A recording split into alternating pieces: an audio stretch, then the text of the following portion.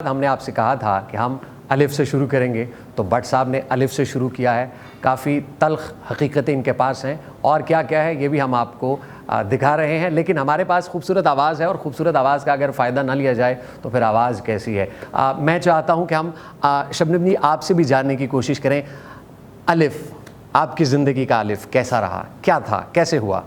मैं 7 साल की थी और स्कूल्स के दरमियान कंपटीशन हुआ नात ख़्वानी का, तो उसमें मैंने फ़र्स्ट प्राइज़ लिया और वहाँ से मुझे पीटीवी ने वो रिकॉर्ड किया। और अब्दुल अज़ीज़ हुआ करते थे, ये बखूबी जानते उनको, प्रोग्राम करते थे वो रिश्मा बच्चों का, तो उसमें मैंने फ़र्स्ट टाइम परफॉर्मेंस की।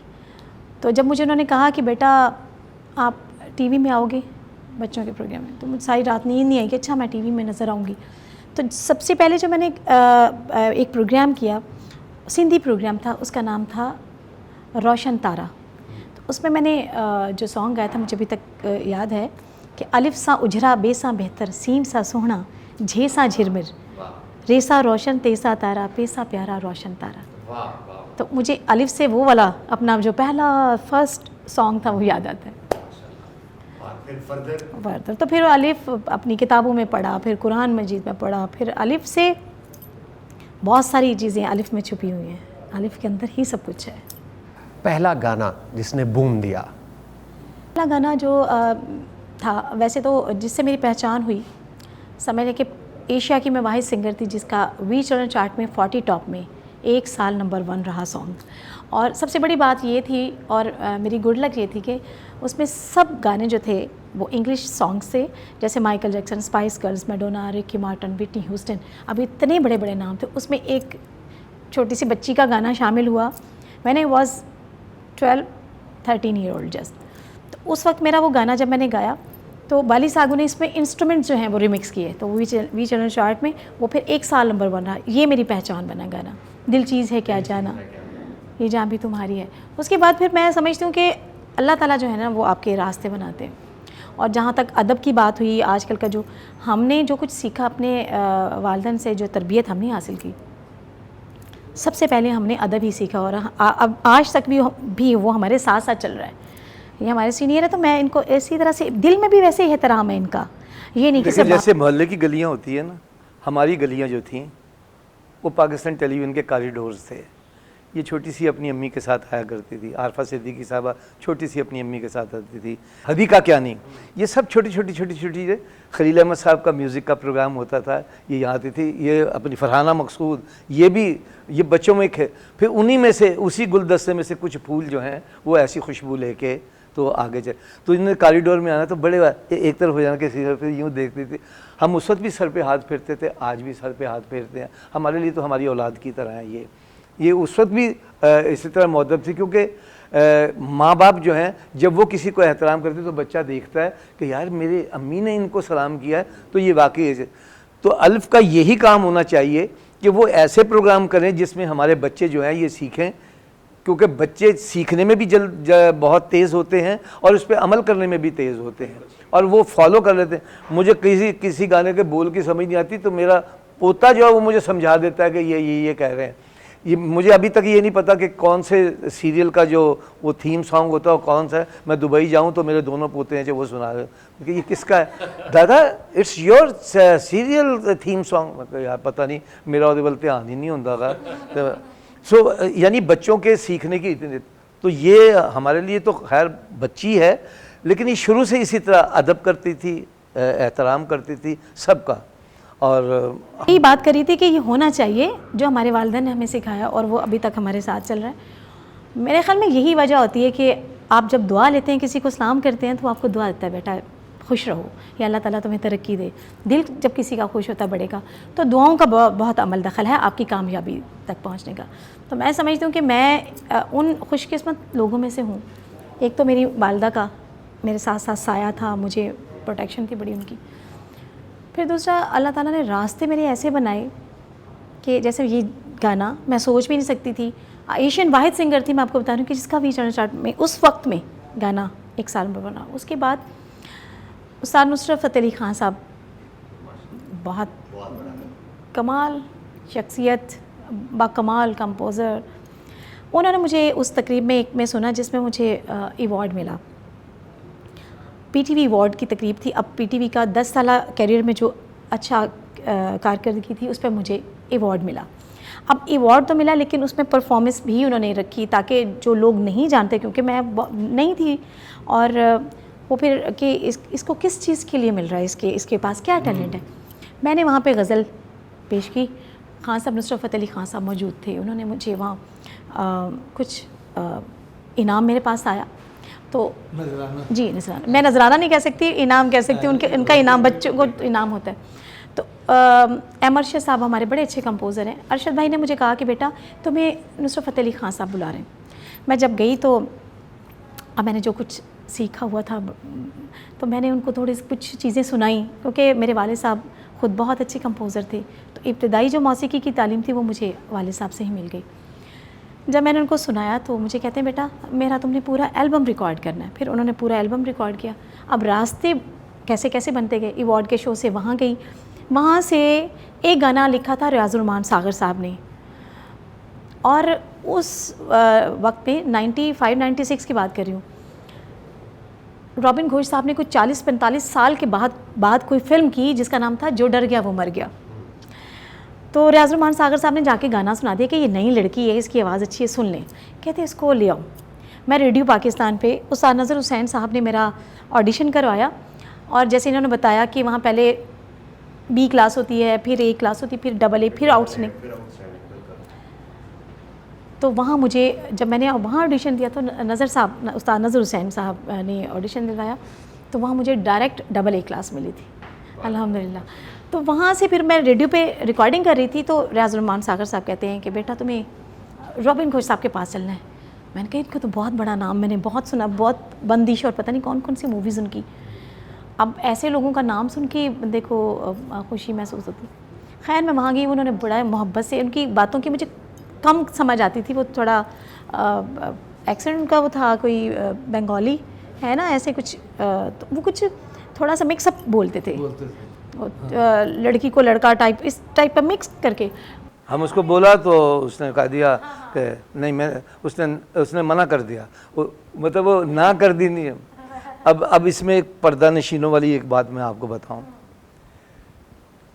रोबन साहब ने जिस फिल्म का मैं अपने उस्ताद साहब के जाने के बाद डायरेक्टर हुआ, उस फिल्म का नाम था प्यास।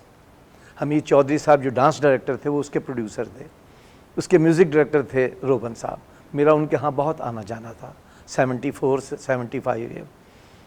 वो बाज़ औक़ात एक महीना, 1.5 महीने में जाके एक गाना, वो शायर कहते थे वो लेके आए हैं, वो उनको सिचुएशन वो बताते थे, जब मैंने उनको बता दी हुई थी वो उनको बता, वो जाते हुए कहते थे नहीं अभी आपको काम करना होगा, कुछ भेज दिए जाते थे। फिर दूसरा, फिर तीसरा। तस्लीम फाजली साहब के 2 गाने उन्होंने लिए, एक ख्वाजा परवेज़ साहब का लिया। मैं शायर तो बहुत ले गए। आप ज़रा हिसाब लगा लें कि उन्होंने 62 से चंदा से म्यूज़िक देना शुरू किया है और आखिर उम्र तक मैडम का कोई गाना उन्होंने नहीं रिकॉर्ड करवाया। इसी तरह मैडम का कोई गाना रोबन साहब ने नहीं लिया। ये पर्दे वाली बात है, लेकिन उनका अपना स्केल है, उनका अपना स्टाइल है। पर्दा थोड़ा सा पर्दा मैं उठाती हूँ, कोई ऐसा वो बात नहीं है। असल में वही बात आ जाती है अदब की, या जितना अल्लाह ताला अरूज देता है थोड़ा सा अंदर से झुकना चाहिए। मैडम जी ने फरमाया कि मेरे बग़ैर गाना हिट नहीं होता किसी का, मैं गाती हूँ तो हिट होता है। लता जी का भी इस तरह का कुछ था। उन्होंने बताया कि नहीं, कंपोजिशन अच्छी हो तो फिर गाना हिट होता है, वरना 6 गाने अगर मैडम नूर जहान जी ने गाए तो 2 हिट क्यों हैं? इसकी वजह यह है कि कंपोजिशन अच्छी है। तो इस चीज़ पे वो थे कि कंपोजिशन अच्छी होती है तो वो हिट होती है। सिंगर उसको अच्छे तरीके से गा दे, बेहतर गा दे, वो एक सोने पे सुहागा है। तो वो बात भी जेन्युइन है। तो वो उन लोगों ने वो पर्दा उन्होंने रखा कि उन लोगों ने कहा कि नहीं, फिर अगर ये बात है तो फिर हम गाना आपसे नहीं गवाना, लेकिन सारे गाने हिट होंगे। तो फिर हुए भी, बहुत बहुत हिट भी हुए। नहीं, हकीकत तो यही है कि 5 गाने रूना जी के या माला के उनके लेके फिर भज़मी साहब को जब मैडम वाला गाना एंड क्लाइमैक्स का लेते थे तो फिल्म अंजुमन हिट होती थी, उमराव जानदा हिट होती थी, अंदलीब हिट होती। ये सारी फिल्में जो हैं वो मैडम के वजह से हैं। बहरहाल ये है कि और भी कुछ बीच में वजूहात हैं, ये बड़े लोगों की बातें हैं। बड़े उन्होंने मुझे क्या बताया, मेरी तो हिम्मत ही नहीं है कि मैं ये बात कर सकूं। हम सब इंसान हैं, लेकिन अदब अपनी जगह पे। मुझे 52 साल में कोई 5 या 6 गाने मैडम जी से रिकॉर्ड करवाने का मौका मिला है। उसके सारे तजर्बे जब असिस्टेंट था, मैं आर्ट लाइन 90 का इतना मोटा मार्कर लेके आता था और उससे मैं वो गाने के कागज़ पे लिखता था, क्योंकि मैडम चश्मा नहीं लगाती थी। उसके ऊपर क्लिप बोर्ड पे अंदर सिंगर उस पर हमने, तो जब वो अस्थाई ख़त्म हो जाती थी फिर दूसरा चेंज, फिर तीसरा चेंज, तो मैंने कहा जी मुझे तू बड़ी तरक्की करेगा। मतलब वो मैं समझ गया था कि भाई मुझे मेरे एसोसिएट थे, उन्होंने कहा यार ज़रा खालिद मियाँ ज़रा मोटा मोटा करके लिखना। तो मैं क्या मोटा कलम लेके आऊँ, क्या करूँ, बाल पॉइंट होता था ये। तो मैं अनारकली गया, वहाँ कॉर्नर पे छोटी छोटी दुकानें होती थी स्टेशनरी की, मैं वहाँ आर्ट लाइन 70 उस पर लिखा होता था, आर्ट लाइन 90, मैंने 90 वाला वो लिया मार्कर, उससे मैंने लिख के दिया नीले रंग का। भट्ट साहब, आपकी जो बातें हैं माशाल्लाह वो हमारे देखने वालों के लिए काबिल तक़लीद हैं, और मेरा ख़्याल है हम यही चाहते हैं कि आपको आजकल जितनी भी आप चीज़ें देख रहे हैं उसमें कॉमेडी का आंसर ज़्यादा होता है, बल्कि बात कॉमेडी से बहुत आगे बढ़ गई है। लेकिन हमने कहा है कि हम आगाज़ की जानिब जाएंगे, हम सीधे और साफ़ सुथरे रास्ते से गुज़र कर भी मंजिल को हासिल कर सकते हैं। ये बिल्कुल कोई मुश्किल बात नहीं है। अगर आप अच्छी बात करेंगे तो आज भी उसके कदरदान मौजूद हैं, और हमारे मुआशरे में एक एक्टर का, एक राइटर का, एक सिंगर का जो पार्टिसिपेशन है वो बड़ा ज़रूरी है। और वो किस तरह से होता है कि अगर आप अच्छा पढ़ा लिखा साफ़ सुथरा काम करें तो कामयाबी ज़रूर मिलती है। बट साहब, हमारे यहाँ इस वक्त जो रुझान चल रहा है वो है कि आप पॉपुलैरिटी कितनी गेन करते हैं, कितने लोग आपको फॉलो करते हैं, आपके पीछे कितने लोग भागते हैं। आप क्या समझते हैं, क्या ये एक तराजू है, ये मेयार है किसी के काम को सराहने का? देखिए उस्मान साहब, हमने वो दौर देखा हुआ है जब पूरे पाकिस्तान से लोग एवेन्यू, बारी और शाहनूर के दरवाज़ों पे होते थे। ज़्यादा से ज़्यादा लोग एवेन्यू के दरवाजे पे होते थे, क्योंकि उर्दू फिल्में सबसे ज़्यादा, मादूद चंद 1-2 पंजाबी बंदे, बाकी सारी उर्दू, वहीद साहब, नदीम साहब, शाहिद साहब, मोहम्मद, उनकी फिल्में होती थी एवेन्यू स्टूडियो में। तो उसके बाद हज़ारों की तादाद में हमने लोगों को देखा हुआ है अपने महबूब अदाकार की एक झलक देखने के लिए। उसकी गाड़ी भी गुजर गई है तो किसी ने कहा मोहम्मद अली साहब की गाड़ी है किसी, तो उसमें वो थे या नहीं थे, तो उन्होंने पता नहीं उसको चूमना, ये वो सब। अब उस स्टूडियो के बाहर कोई भी नहीं होता। अब एक्टर हर जगह नज़र आने लगा है। वही एक्टर टीवी पे है, वही थिएटर में है, वही चैनल के प्रोग्रामों में बैठा है, वही जो फिल्म बन रही है उसमें क्लासिफिकेशन नहीं है। जैसे सिंगिंग में है कि ये बड़े ग़ुलाम अली ख़ान साहब वो क्लासिकल के काम है, या मेहदी हसन साहब उधर भी गा रहे थे, वो गज़ल में उनका शोहरा हुआ। अब आपको पता है कि मुग़ल आज़म के उस गाने के लिए जो सुबह गाना नहीं, जो सुबह के वक्त वो उन्होंने जो राग गाना था, तो उसके लिए उनके पास गए थे के आसिफ साहब, तो उन्होंने कहा नहीं, हम नौटंकी के लिए नहीं गाया करते। तो ये फिल्म वगैरह जो थी उनके लिए, उन बड़े लोगों के लिए नौटंकी थी। फिर उनको किस तरह राज़ी किया, नौशाद साहब नहीं राज़ी कर पाए, लेकिन के आसिफ साहब उन्होंने राज़ी कर लिया। उन्होंने ये कहा कि अकबर आज़म को जब जागना होता था तो तानसेन साहब उस वक्त वो गाते थे, तो उनकी आवाज़ से वो उठते थे। आप वक्त के तानसेन हैं, जो भी मैं ऐसे माफ़ी के साथ। तो उन्होंने वो फ़ौरन चेक बुक निकाली है, चेक काट के तो उनको दे दिया। अब वो ना भी नहीं कर सके, तो मैंने तो शर्त की। उससे मोहम्मद रफ़ी साहब 5,000 रुपये, लता जी 5,000 रुपये गाने के लेती थी।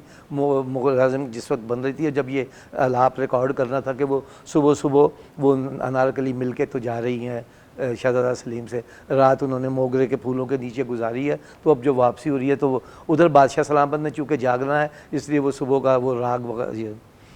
सो अब उन्होंने कि आसिफ साहब ने ये भी मशहूर है वाक़या कि उन्होंने कहा कि 25,000 तो दे दिया है, कुछ बदला तो लेना चाहिए। तो उन्होंने कहा कि जनाब मैं तो 1 लाख रुपए तक का सोच के आया था, अगर 1 लाख भी आप मांगेंगे तो दूंगा। तो ये कह के वो आदाब करके आ गए। तो वो बाद में सोचते रहे होंगे यार मैंने क्यों 25,000 मांग लिया, मैंने अब लाख ही क्यों नहीं कहा। मेरे उस्ताद एस टी जैदी साहब मुग़ल आज़म के एसोसिएट रहे हैं, उनका सोलो टाइटल आता था associate director S T Zaidi. ये बातें मैंने किताबों में यूट्यूब में बहुत बाद में पढ़ी हैं। मुझे 70-71 में उनके साथ बैठने उठने का टाइम गुजारने का ये मुझे उन्होंने खुद अपनी ज़ुबान से बताई हुई हैं, मैंने देखी हुई हैं। उनके घर में एल्बम में वो तस्वीर जो कभी शाया नहीं हुई, दिलीप साहब की, मधुबाला जी की, पृथ्वीराज कपूर साहब की, क्या मैंने वो तस्वीर देखी हुई हैं।